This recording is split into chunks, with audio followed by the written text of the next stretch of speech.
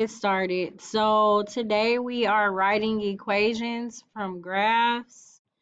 And when we write our equation from a graph, we need our M and our B. So if you can see here, we have our lines. So here, I'm going to write my rise over run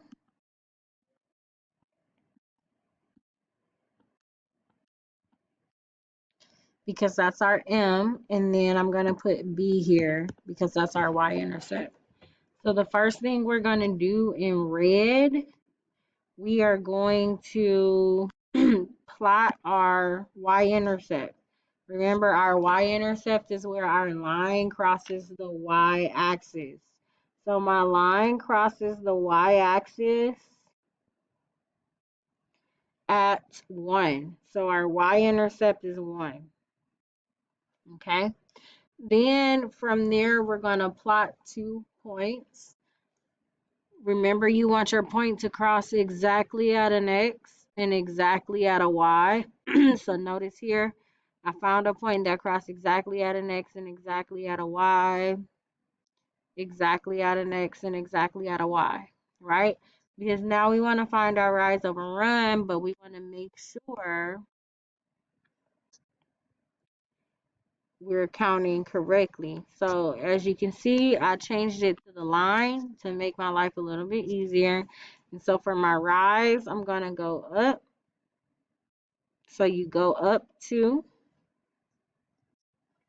So you went up 2. So we label that. And then for your run, you went over 3. So you label that. So we know our line is positive. You go up 2. So our rise is 2.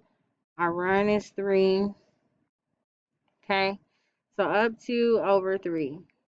Same thing. Up 2 over 3. So that's 1, 2, 3.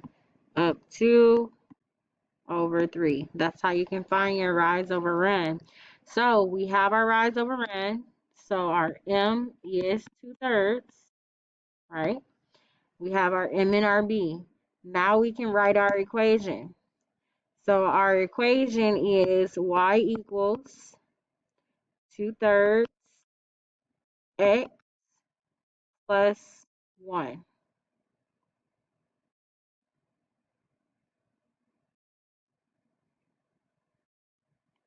Okay?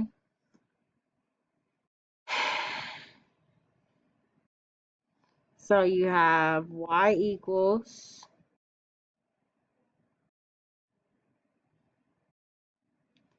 2/3.